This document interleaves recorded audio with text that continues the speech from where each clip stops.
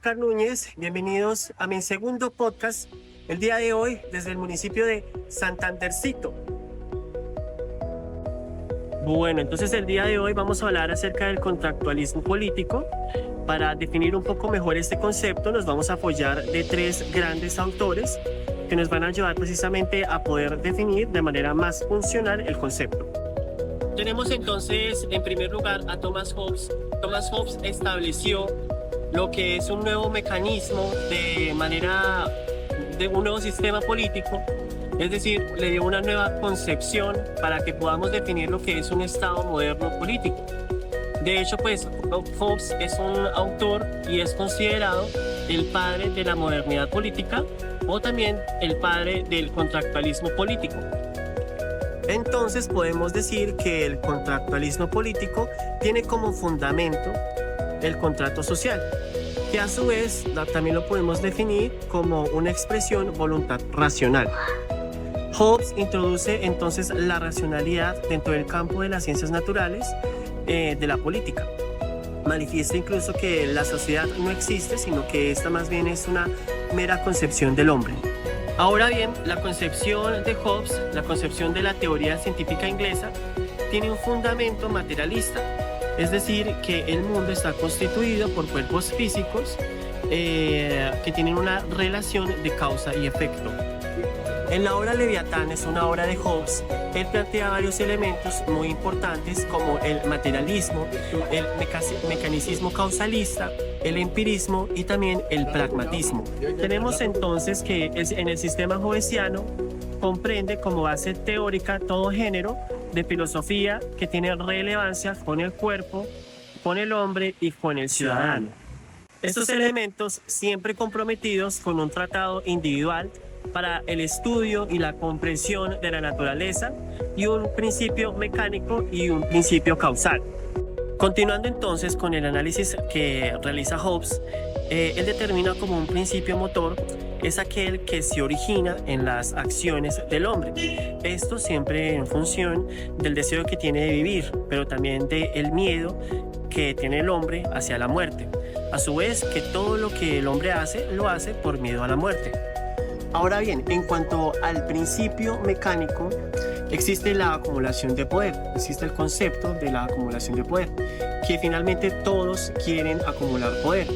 Esto pues a su vez generan conflictos, por lo cual es necesario establecer condiciones de paz que permitan a preservar la vida del individuo. Como conclusión importante, tenemos entonces que Hobbes declara que la vida y la paz no son elementos negociables. Y las acciones del hombre, incluso las mismas instituciones jurídicas, son solo medios que permiten cumplir ese objetivo de vida, por medio, obviamente, todo esto de condiciones de paz. A lo anterior tenemos entonces que Hobbes responde que los medios adecuados para satisfacer la búsqueda de la paz se realiza constituyendo un pacto, es decir, un contrato social. Y a su vez también involucra a un elemento muy especial, que es un elemento que él lo denomina como un ser todopoderoso, que precisamente haga cumplir ese pacto. Sin embargo, es importante tener en cuenta que un contrato social es también una forma de limitar, es una forma de someter la libertad del hombre. Es decir, que sería también un mal necesario, que pues también permite que éste pueda sobrevivir. En cuanto al contrato social, se plantean entonces dos elementos, dos etapas, la etapa precontractual y la etapa contractual.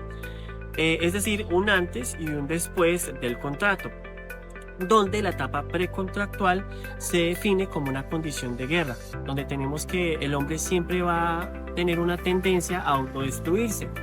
Entonces se genera la figura del individuo egoísta, que es una figura hecha a imagen y semejanza del Estado para precisamente poder acabar la guerra.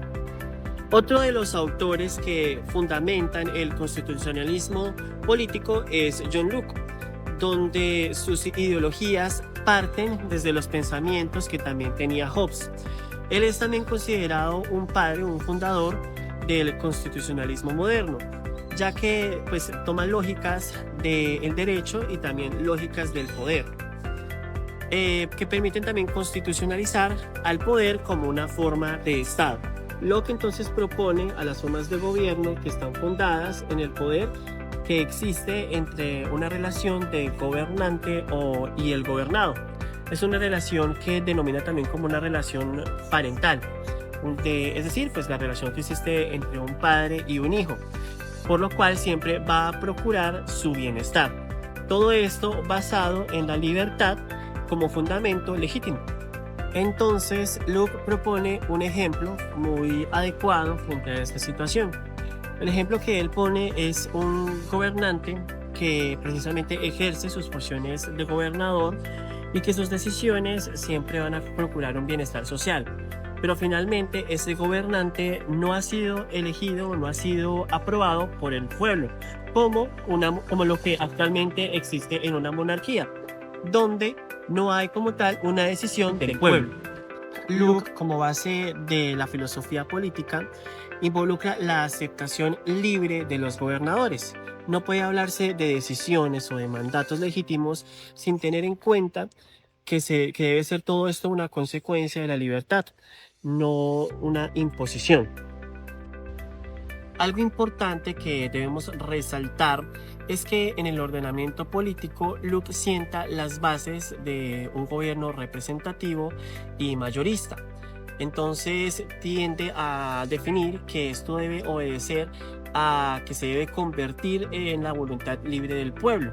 Se puede decir entonces que las leyes también son una expresión representativa por la mayoría. En cuanto a la institucionalidad jurídica, se crea entonces la administración de justicia. Y decimos entonces que sin haber una administración de justicia, de no existir esta figura, no existen tampoco condiciones de paz. Todo esto dentro de un grado de naturaleza idílico, donde se tiene la concepción de que el hombre vive en una completa armonía y en paz. Finalizamos entonces el pensamiento de Luke con la siguiente frase: la libertad es una condición para justificar el Estado y el contrato social. Finalmente entonces vamos a hablar de un último autor. Él es Jean-Jacques Rousseau, pues es obviamente un autor muy reconocido, donde en su obra el contrato social nos habla en un texto inicial, en el párrafo 2 del capítulo 1, dice que el orden social es un derecho sagrado y que sirve como base a todos los demás. Entonces decimos que nos permite explorar también cuál es el fundamento del orden social, y podemos decir que él también es un contractualista que, además de citar a los anteriores autores, también adopta sus metodologías, sus ideologías, se aparta un poco de ellos para poderlas criticar. De hecho, pues critica a las concepciones de Hobbes. Finalmente, ya con este autor, entonces finalizamos el video podcast. Espero que hayamos aprendido un poco más acerca de todo este mundo que significa el contractualismo político. Y no siendo más, nos vemos en un próximo video.